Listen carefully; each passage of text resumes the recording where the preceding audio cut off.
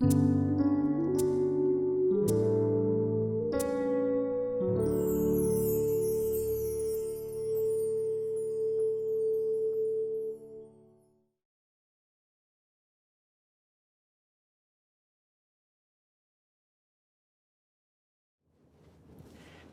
saudara, saya percaya hari ini kita semua dalam keadaan yang luar biasa baik. Voice of Pentecost kali ini akan membahas tentang warisan rohani. Kita saat ini sedang ada dalam masa yang menggairahkan dengan dibangkitkannya generasi Yeremia, di mana anak-anak muda sedang dipakai Tuhan secara luar biasa. Namun, untuk mereka bisa bergerak sesuai dengan tujuan Tuhan, maka bagian kita sebagai orang tua adalah mempersiapkan warisan bagi mereka. Amsal 13 ayat 22a menyatakan, orang baik meninggalkan warisan bagi anak cucunya. Ayat ini mengajarkan bahwa harus ada warisan yang diberikan bagi anak cucu. Yang dimaksud tentu bukan warisan harta kekayaan, tetapi warisan nilai-nilai kehidupan yang membentuk dan mengajar anak-anak untuk hidup benar di hadapan Tuhan. Kenapa kita sebagai orang tua harus meninggalkan warisan rohani? Warisan menjadi penting karena kita sedang memberikan dasar berpijak yang kuat untuk mereka meneruskan apa yang sudah dibangun sebelumnya, sehingga mereka tidak perlu memulai dari nol. Justru dengan warisan yang kita berikan kepada mereka akan membuat generasi Yeremia akan bergerak lebih cepat, membangun lebih banyak dengan dampak yang jauh lebih besar. Warisan rohani yang seharusnya didapat oleh seorang anak adalah yang pertama, keteladanan. Dalam hal ini, keteladanan dalam beribadah dan melayani Tuhan. Mari kita lihat kehidupan Samuel. Sejak kecil Samuel sudah berada dalam lingkungan bait Allah dan terbiasa mengenakan jubah dan baju efod dari kain lenan yang dibuatkan ibunya. 1 Samuel 2 ayat 19 mencatat, setiap tahun secara rutin ibunya memberikan jubah imam kepada anaknya. Ini adalah gambaran kesetiaan dan kesungguhan dari seorang ibu yang menginginkan anaknya tumbuh menjadi seorang pelayan Tuhan. Hasilnya adalah Tuhan justru memilih Samuel menjadi imam dibandingkan dengan kedua anak imam Eli sendiri yang hidup dalam dosa. 1 Samuel 2 ayat 26 mencatat bahwa Samuel yang muda itu semakin besar dan semakin disukai, baik di hadapan Tuhan maupun di hadapan manusia. Samuel mendapat pijakan untuk langkah awalnya sebagai seorang imam melalui kesetiaan ibunya. Sedangkan Hofni dan Pinehas kehilangan pijakan itu dikarenakan sikap ayahnya yang hanya mempedulikan jabatan dan fasilitas sebagai imam serta menghormati anak-anaknya lebih daripada menghormati Tuhan. Orang tua yang tekun berdoa, tekun membaca Alkitab, dan setia melayani Tuhan menjadi contoh yang akan ditiru oleh anak-anaknya. Menjadi teladan adalah inti dari menolong anak-anak untuk berkembang secara rohani. Anak-anak mengamati kita ketika kita sama sekali tidak menyadarinya, merekam dalam pikiran dan hati mereka setiap rinci dari sikap dan tindakan kita. Seringkali, teladan dalam hal beribadah jauh lebih efektif dibandingkan dengan perintah untuk beribadah. Orang tua harus hidup dalam kebenaran dan iman untuk bisa mewariskan hal-hal rohani kepada anak-anaknya. Orang tua jangan hanya menyuruh anak berdoa dan membaca Alkitab setiap hari, tapi jadilah teladan dalam berdoa dan membaca Alkitab setiap hari. Pentingnya kita sebagai orang tua untuk kita memperkenalkan Yesus Kristus sebagai Tuhan dan Juru Selamat sedini mungkin kepada anak-anak kita. Sehingga sebagaimana kita menerima keselamatan, demikian juga anak-anak kita diharapkan akan menerima Yesus Kristus sebagai Tuhan dan Juru Selamat mereka. Yang kedua, ketaatan. Ketaatan kepada Tuhan dan tidak berkompromi dengan dosa dan kecemaran, atau yang disebut hidup yang berintegritas. Sebelum anak-anak belajar menanggapi suara Allah, mereka pertama-tama harus belajar menanggapi suara orang tua mereka. Tuhan mengajar umat Israel melalui Yeremia dengan sebuah contoh dari kehidupan kaum orang Rekhab, dan kaum orang Rekhab menolak anggur pemberian Yeremia karena setia kepada perintah Yonadab bin Rekhab, bapa leluhur mereka, yang memerintahkan untuk tidak minum anggur sampai selama-lamanya. Dan Tuhan memberikan janjinya bahwa keturunan Yonadab bin Rekhab tidak akan terputus melayani Tuhan sepanjang masa. Teladan kekudusan ini haruslah bisa dicontoh oleh seorang anak dari orang tuanya. Di tengah dunia yang semakin rusak dan menuju kepada kehancurannya, umat Tuhan harus bisa memisahkan dirinya dari kedagingan dan perbuatan cemar. Perenungan firman yang teratur, pembacaan buku-buku rohani yang berkualitas, kehidupan doa, pujian, dan penyembahan yang berkesinambungan adalah syarat untuk mendapatkan kehidupan rohani yang semakin kuat dan semakin dewasa. Tiga, kasih, yaitu kasih mula-mula, kasih yang mendalam kepada Kristus. Kasih adalah dasar dari kehidupan orang percaya.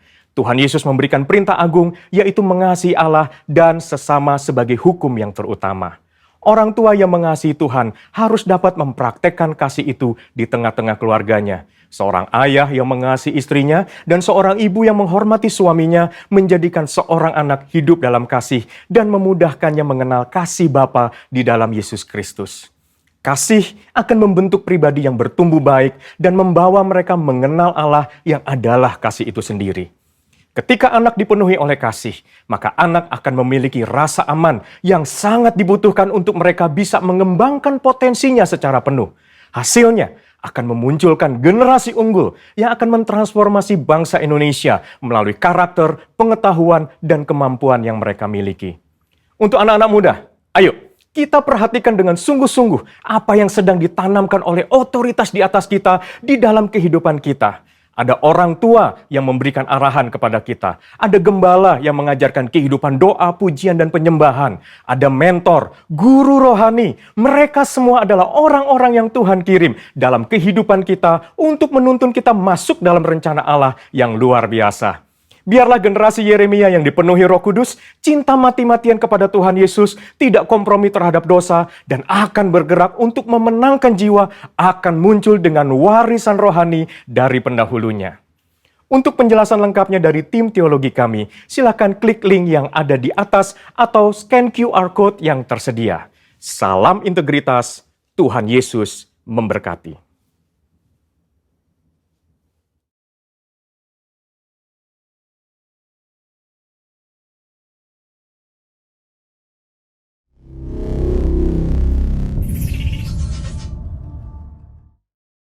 Shalom saudara dikasih Tuhan, senang sekali saya Pendeta Rubin Adi Abraham bisa melayani di dalam ibadah ini.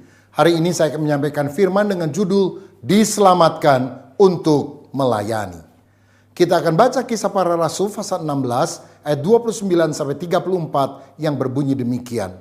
Kepala penjara itu menyuruh membawa suluh, lalu berlari masuk dan dengan gemetar tersungkurlah ia di depan Paulus dan Silas. Ia mengantarkan mereka keluar sambil berkata, Tuhan, Tuhan, apakah yang harus aku perbuat supaya aku selamat? Jawab mereka, percayalah kepada Tuhan Yesus Kristus dan engkau akan selamat, engkau dan seisi rumahmu. Lalu mereka memberitakan firman Tuhan kepadanya dan kepada semua orang yang ada di rumahnya. Pada jam itu juga kepala penjara itu membawa mereka dan membasuh bilur mereka. Seketika itu juga ia dan keluarganya memberi diri dibaptis. Lalu ia membawa mereka ke rumahnya dan menghidangkan makanan kepada mereka. Dan ia sangat bergembira bahwa ia dan seisi rumahnya telah menjadi percaya kepada Allah. Saudara, Alkitab mencatat ketika Rasul Paulus memberitakan Injil ke kota Filipi, dia tidak diterima dengan baik, malah dia ditangkap dan dimasukkan ke dalam penjara. Tetapi di tengah kesulitan dan tantangan, seorang anak Tuhan sejati tidak mengeluh. Justru Paulus dan Silas temannya memuji Tuhan, bersyukur. Sehingga Tuhan membuat mujizat, gempa bumi yang hebat terjadi. Belenggu mereka lepas semua. Dan kepala penjara ketika melihat hal itu dia sangat ketakutan. Sebab kalau satu saja tahanan kabur dia akan dihukum mati. Lalu dia bertanya kepada Paulus dan Silas, apa yang harus aku perbuat supaya aku selamat? Dia hanya bicara soal keselamatan kini dan di sini. Tetapi Paulus memberitakan keselamatan yang komprehensif. Bukan hanya di sini, tapi kekal sampai selamanya. Percayalah kepada Tuhan Yesus Kristus, maka engkau akan selamat, engkau dan seisi keluargamu. Hari itu juga keluarga tersebut bertobat dan dibaptis. Dari sini kita perlu belajar bahwa Tuhan itu ternyata punya rencana yang indah, yang di luar logika kita. Penjara bagi Paulus ternyata adalah sesuatu yang Tuhan rancangkan untuk mendatangkan keselamatan bagi kepala penjara dan keluarganya. Sebab kalau Paulus tidak di penjara, bagaimana dia bisa ketemu dengan kepala penjara tersebut? Tuhan punya rencana yang indah. Walaupun saudara pikir keadaanmu saat ini tidak baik, percayalah dia bekerja untuk mendatangkan kebaikan. Nah, siapakah nama daripada kepala penjara ini. Alkitab tidak menyebutkan. Tetapi saya pernah membaca penafsiran yang berkata kemungkinan besar namanya adalah Stefanus. Mengapa? Ada dua alasan.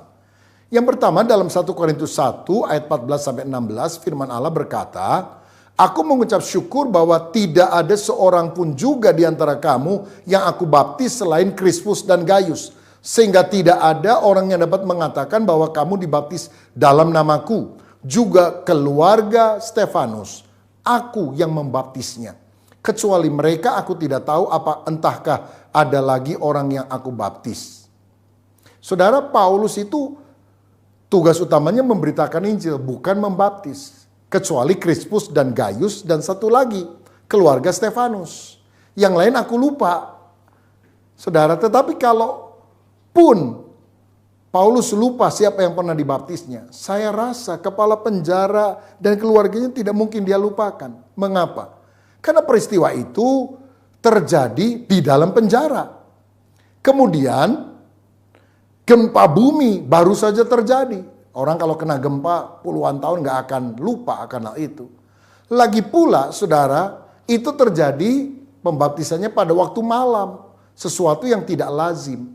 Jadi mungkin saja Stefanus dan keluarganya yang dimaksudkan adalah kepala penjara dan keluarganya yang bertobat di Filipi. Alasan berikutnya bisa kita lihat di dalam 1 Korintus 16 ayat 15-18 yang berkata demikian. Ada suatu permintaan lagi kepadamu saudara-saudara, kamu tahu bahwa Stefanus dan keluarganya adalah orang-orang yang pertama-tama bertobat di Ahaya. Dan bahwa mereka telah mengabdikan diri kepada pelayanan orang-orang kudus. Karena itu taatilah orang-orang yang demikian dan setiap orang yang turut bekerja dan berjerih payah. Aku bergembira dan atas kedatangan Stefanus, Fortunatus dan Ahaikus. Karena mereka melengkapi apa yang masih kurang padamu. Karena mereka menyegarkan rohku dan roh kamu. Hargailah orang-orang yang demikian. Saudara tahu bahwa keluarga kepala penjara ini adalah orang yang pertama-tama dimenangkan oleh Paulus di kota Filipi. Dan Filipi merupakan wilayah Makedonia dan juga berdekatan dengan Ahaya yang pada waktu itu bisa merupakan sebuah kesatuan.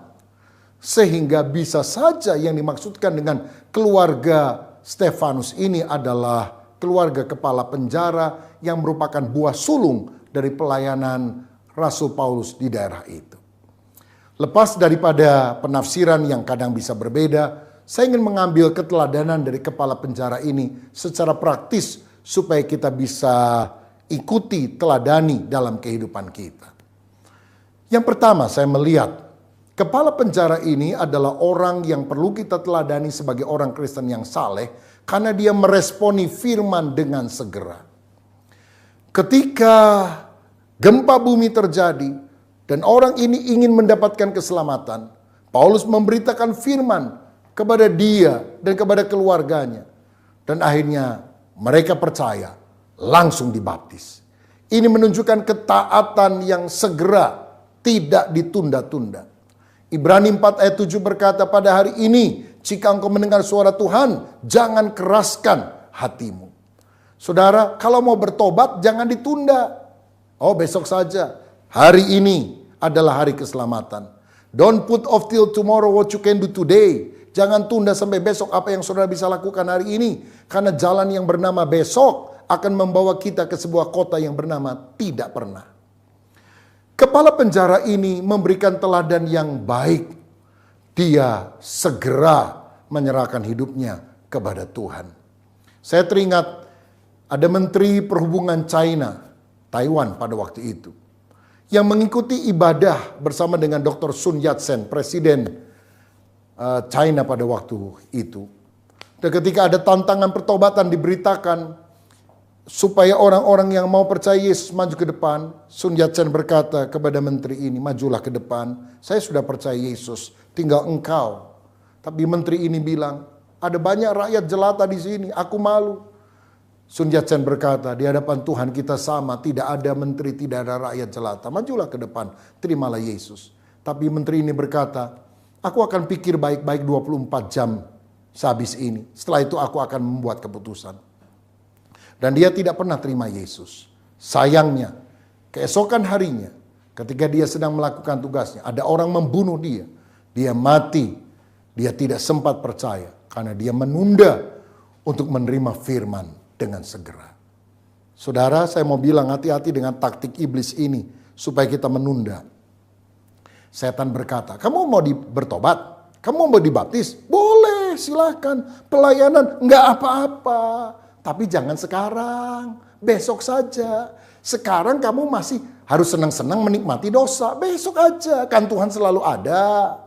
Lalu kita mengikuti bisikan iblis itu. Lah memang Tuhan itu selalu ada, dia akan maha ada dan kekal. Tapi kita kan nggak selalu ada. Hari ini ada, besok belum tentu ada. Karenanya mari kita ketika mendengar firman langsung taat supaya sungguh kita diselamatkan. Satu kali ada sebuah keluarga yang sudah percaya Yesus, dibaptis kecuali bapaknya. Bapaknya selalu menolak. Tapi satu kali papanya kena serangan jantung masuk ICU. Waduh, udah cemas seluruh keluarga. Dan di ICU bapaknya ingat, dia belum dibaptis. Dia takut mati. Jadi ketika keluarganya mulai menjenguk saudara sekalian, maka dia berkata dengan lirih, "Tis." Istrinya bilang, "Ngomong apa Pak? Kok gak jelas?" "Tis." Dia panggil anaknya, "Kamu ngerti gak Papa ngomong apa?" Anaknya yang besar gak ngerti. Dia panggil anak yang kecil, "Ini ngomong apa ini Papa?" "Tis." Tiba-tiba anaknya bilang, "Oh saya tahu. Rupanya sebelum mati, Papa ingin makan makanan terakhir yang merupakan makanan kesukaannya. Dia pengen makan petis." Dijejalkan petis ke dalam mulutnya. Matilah dia, saudara. Karena itu, mari kita tidak menunda waktu. Yang kedua, kepala penjara ini adalah orang yang memenangkan seluruh keluarganya bagi Kristus. Percayalah kepada Yesus, maka engkau akan selamat, engkau dan seisi keluargamu. Maka dia dan seisi keluarganya memberi diri dibaptis. Dari sini kita tahu, kepala keluarga yang baik itu yakin bahwa keselamatan bukan hanya untuk pribadinya saja, tapi untuk seluruh anggota keluarga yang lain. Dia adalah kepala keluarga, dia harus menjadi penuntun rohani bagi seluruh anggota keluarga yang lain. Dia membuang berhala-berhala loma dan dia datang kepada Yesus. Ada orang tua yang bilang gini, kalau soal iman terserah anak-anak, terserah keluarga, mau percaya apa saja boleh, yang penting beragama. Apakah saudara yakin bahwa tidak ada nama lain yang olehnya manusia bisa diselamatkan kecuali dalam nama Yesus? Kalau engkau yakin orang hanya bisa ke surga di dalam nama Yesus, mengapa engkau bilang terserah mereka beragama apa saja? Bukankah saudara mendoakan, menginjili, membawa seluruh anggota keluarga kita kepada Tuhan, bahkan menjadi teladan bagi mereka bahwa kita adalah orang Kristen yang saleh? Itulah tugas orang tua yang bertanggung jawab. Ketika anak-anak saya masih kecil, saya menginjili mereka satu persatu ketika mereka berusia 2 tahun atau menjelang 3 tahun. Dan mereka menerima Yesus sebagai Tuhan dan Juru Selamat satu demi satu. Saya tidak menyerahkan ini kepada guru sekolah minggu karena saya tahu bahwa ini adalah tugas dari saya sebagai kepala keluarga. Nuh adalah orang yang membawa seluruh keluarganya kepada Tuhan, masuk ke dalam bahtera. Yosua juga demikian. Dia berkata dalam Yosua 24 ayat 15, "Tetapi jika kamu anggap tidak baik untuk beribadah kepada Tuhan, pilihlah pada hari ini kepada siapa kamu akan beribadah. Ilah yang kepadanya nenek moyangmu beribadah di sebelah sungai Efrat, atau ilah orang Amori yang negerinya kamu diami ini. Tetapi aku dan seisi rumahku, kami akan beribadah kepada Tuhan." Haleluya. Bawa seluruh keluargamu datang kepada Kristus. Bahkan kalau engkau adalah seorang anak yang orang tuamu belum percaya, atau adik kakakmu belum bertobat, doakan terus, bersaksi terus. Walaupun mungkin saudara dimarahi, dianggap nggak ngerti apa-apa, tetap bersaksi. Firman yang keluar dari mulut Allah tidak akan kembali dengan sia-sia. Keluarga kami dulu bukan keluarga Kristen, semua latar belakang penyembah berhala. Orang pertama dalam keluarga kami yang bertobat adalah ibu dari nenek saya, nenek buyut saya. Dia percaya karena di kampung halamannya di Kalimantan Tengah ada seorang penginjil yang memberitakan firman, misionaris yang sharing tentang Yesus, dan dia percaya. Orang keluarga dalam keluarga kami yang bertobat adalah ayah saya. Sejak itu satu demi satu anggota keluarga, famili dekat, semuanya mendengar Injil dan percaya. Kira-kira 100 atau 150 orang anggota keluarga, semuanya beriman kepada Yesus. Dan banyak di antara kami yang menjadi hamba-hamba Tuhan. Tapi kami tidak bisa berbangga diri, karena yang Tuhan pakai untuk menyelamatkan keluarga kami adalah seorang nenek tua sederhana yang buta huruf. Tapi dia mau membawa seluruh keluarganya datang kepada Yesus. Kalau nenek tua ini bisa, saudara lebih bisa dipakai oleh Tuhan. Yang ketiga, kepala penjara ini harus kita teladani karena dia menunjukkan perubahan hidup. Tadinya dia menyiksa dan memenjarakan Paulus.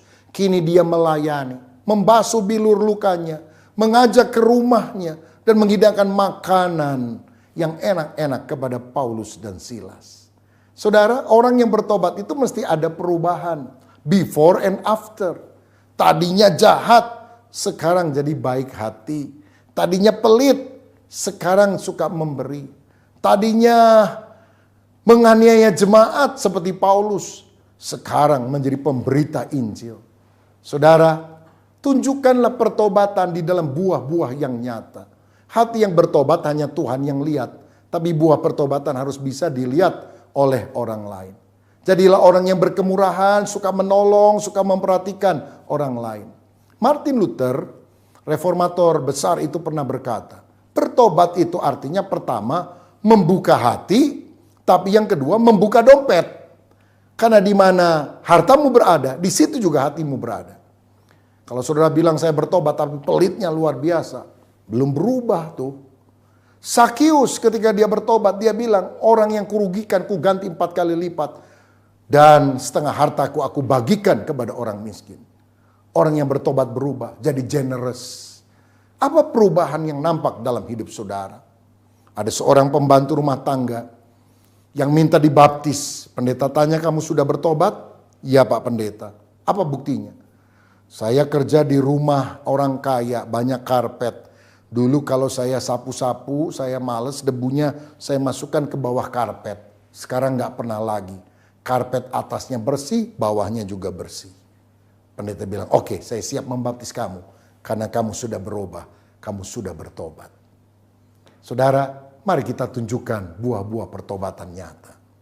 Yang keempat, orang yang sungguh-sungguh mengimani Kristus, seperti kepala penjara ini, mengabdikan diri di dalam pelayanan. Dalam 1 Korintus 16 ayat 15 tadi dikatakan, ada suatu permintaan lagi kepadamu saudara-saudara. Kamu tahu bahwa Stefanus dan keluarganya adalah orang-orang yang pertama-tama bertobat di Ahaya, dan bahwa mereka telah mengabdikan diri kepada pelayanan orang-orang kudus. Saudara, jika benar kepala penjara ini adalah sama dengan Stefanus, maka ada teladan lain yang kita bisa ikuti. Dia adalah orang yang setelah bertobat, dia bekerja untuk Tuhan. Dia melayani Tuhan. Dia tidak mau hanya menikmati keselamatan untuk dirinya sendiri. Dia melayani Tuhan dan jadi berkat bagi banyak orang. Saudara, kita diselamatkan untuk melayani. Pelayanan bukan hanya tugas pendeta saja. Memang tidak setiap orang terpanggil jadi pendeta. Tapi setiap orang Kristen terpanggil jadi pelita. Menjadi garam dan terang dunia. Kalau saudara punya kesempatan untuk melayani Tuhan dengan talentamu, dengan uangmu, dengan kedudukanmu, jangan tolak itu. Usahakanlah saudara untuk masuk di dalam pelayanan. Ini aku, utuslah aku ya Tuhan. Ada orang dapat 5 talenta, 2 talenta. Mungkin saudara punya 1 talenta. Jangan dipendam. Gunakan talentamu untuk kemuliaan Tuhan. Roma 12 ayat 11 berkata, janganlah hendaknya kerajinanmu kendor. Biarlah rohmu menyala-nyala dan layanilah Tuhan. 1 Korintus 15 ayat 58 mencatat, karena itu saudara-saudaraku yang kekasih, berdirilah teguh, jangan goyah, dan giatlah selalu dalam pekerjaan Tuhan. Sebab kamu tahu bahwa dalam persekutuan dengan Tuhan, jerih payahmu tidak sia-sia. Saya percaya orang yang mengalami kasih Tuhan tidak akan pernah berdiam diri, tapi dia akan melayani Tuhan. Kalau saudara tidak mau melayani, saya khawatir jangan-jangan engkau tidak sungguh-sungguh mengalami kasih Tuhan. Karena kasih yang kita alami membuat kita tidak pernah bisa diam selain mengabdikan hidup kita untuk Sang Juru Selamat. Alkitab mencatat ketika ibu mertua Petrus disembuhkan oleh Yesus, Dia tidak berdiam diri, tapi dia melayani. Saya bacakan ayatnya.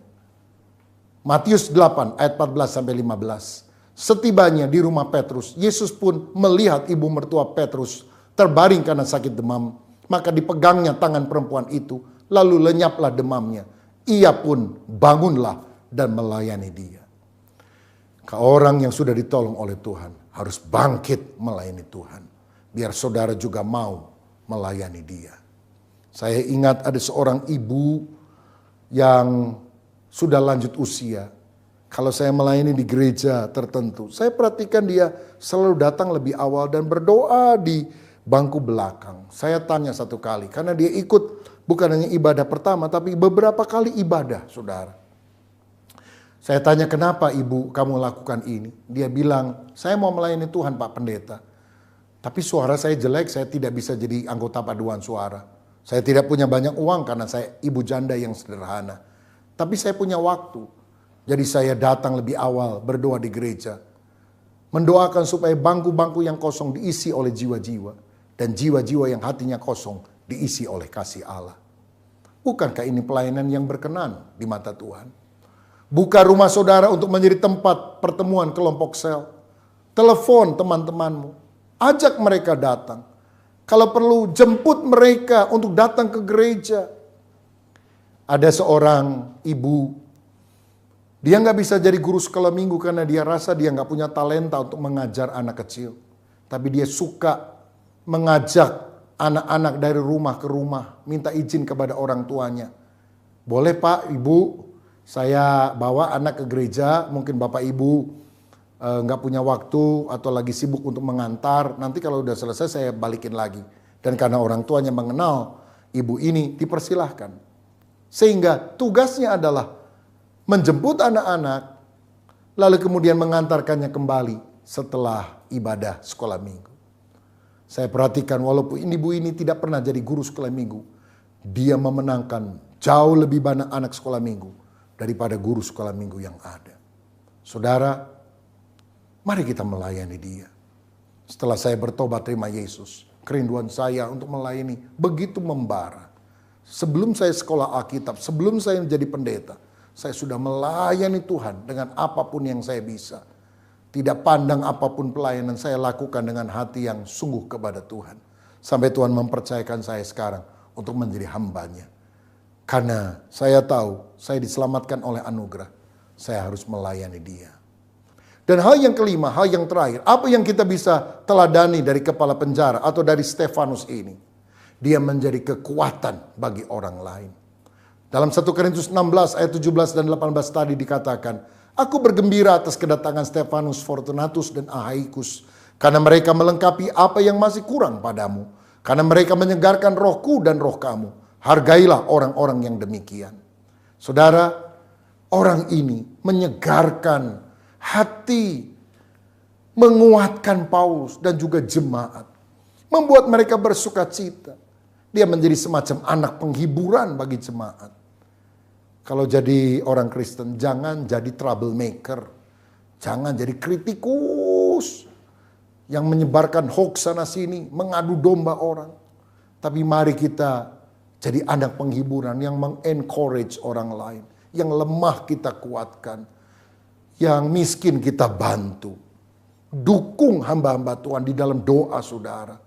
Di dalam sikap dan pelayanan saudara. Tidak harus mereka meminta tolong kepada Anda. Libatkan diri saudara. Tanya, Pak Pendeta atau Bapak Pengurus, saya siap untuk melayani apa saja. Apa yang harus saya lakukan? Ingatkah saudara, ketika orang Israel berperang melawan orang Amalek, Musa mengangkat tongkat, berdoa berseru kepada Tuhan, dan orang Israel mendapatkan kemenangan. Tapi ketika tangannya lemah, apa yang dilakukan oleh Harun dan Hur? Mencela dia, Musa angkat tangan yang benar. No, Harun dan Hur menopang tangan Musa, sehingga yang diuntungkan seluruh kaum Israel. Mungkin ada di antara saudara yang tidak terpanggil seperti Musa, jadi hamba Tuhan, sepenuh waktulah, full timer jadi pendeta. Tapi kalau engkau adalah orang-orang yang kenal hamba-hamba Tuhan di gereja saudara masing-masing, di tempat pelayanan saudara, Maukah Engkau menopang mereka dalam doa, dalam dana, dalam daya, dalam apapun yang saudara bisa lakukan agar pekerjaan Tuhan makin berkembang. Saya percaya kalau Tuhan menyelamatkan kepala penjara Filipi untuk melayani dia menjadi berkat, saudara pun diselamatkan untuk melayani banyak orang. Mari kita berdoa. Bapa, terima kasih untuk kebenaran firman-Mu. Kami bersyukur kalau kami mendengar kabar Injil dan biarlah kami memberikan respons dengan segera untuk taat kepadamu. Kami juga mau menunjukkan buah pertobatan, perubahan yang nyata di dalam kehidupan kami ya Tuhan. Kami mau memenangkan seluruh keluarga bagi Kristus. Kami juga mau melayani Tuhan dan menjadi berkat kekuatan bagi banyak orang. Hamba berdoa di dalam nama Yesus, kiranya Tuhan menjamah setiap kami yang mengikuti ibadah ini dimanapun kami berada. Supaya kami menjadi orang Kristen sejati. Orang Kristen yang beralih dari kehidupan yang lama pada kehidupan yang baru. Dan menjadi berkat dalam hidup kami. Terima kasih Bapa. Di dalam nama Yesus kami berdoa dan mengucap syukur. Haleluya. Amin. Salam sehati. Tuhan Yesus memberkati. Bapak Ibu yang dikasihi, sebelum kita mengakhiri ibadah kita pagi hari ini, mari kita tundukkan kepala, kita berdoa syafaat. Bapa, kami mengucap syukur untuk pesan firman Tuhan pada pagi hari ini. Kami berdoa biar Roh Kudus menerangi seluruh jemaat-Mu, memberikan pencerahan supaya kami memiliki beban untuk menggenapi amanat agung. Berkati seluruh jemaat Tuhan dimanapun mereka berada. Kami berdoa juga bagi negeri kami Indonesia, bangsa kami Indonesia. Kami serahkan Indonesia ke dalam tangan-Mu. Tuhan pelihara bangsa kami supaya tetap aman. Jauhkan dari segala malapetaka dan bencana. Juga Tuhan pelihara bangsa kami, jauhkan daripada resesi ekonomi dan krisis sosial. Kami berdoa buat Bapak Presiden, Wakil Presiden, seluruh pembantunya, aparat TNI dan Polri. Tuhan pakai semua para pemimpin kami. Engkau memberikan hikmat untuk menjalankan negeri ini dengan baik dan benar. Terima kasih Tuhan, kami berdoa juga bagi para pemimpin rohani, bapak-bapak rohani kami, kepada gembala pembina kami, Pendeta Insinyur Niko Nyotoro Harjo bersama wakil-wakilnya. Bagi gembala royon kami, Pendeta Wiweko Mulyono, Tuhan, kami berdoa biar kasih karunia Tuhan menyertai mereka. Pemeliharaan Tuhan ada atas para pemimpin rohani kami. Tak lupa kami juga berdoa bagi seluruh jemaat Tuhan. Ya Tuhan, biarlah seluruh jemaat Tuhan hidupnya selalu dipelihara, dilindungi oleh Tuhan Yesus. Jemaat yang dikasihi Tuhan, mari kita angkat tangan kita buka hati kita untuk siap menerima berkat Tuhan. Ya Bapa, berkati seluruh jemaat-Mu di tempat ini. Berkati hidup mereka, berkati keluarga mereka, berkati usaha dan pekerjaan mereka. Kiranya kasih karunia Tuhan yang berlimpah-limpah Tuhan curahkan dalam kehidupan mereka. Bersama-sama dengan persekutuan yang manis dengan Roh Kudus selalu menyertai mereka mulai pagi hari ini sampai Tuhan Yesus datang menjemput kita semua di awan-awan yang mulia. Yang percaya kita sama-sama katakan amin.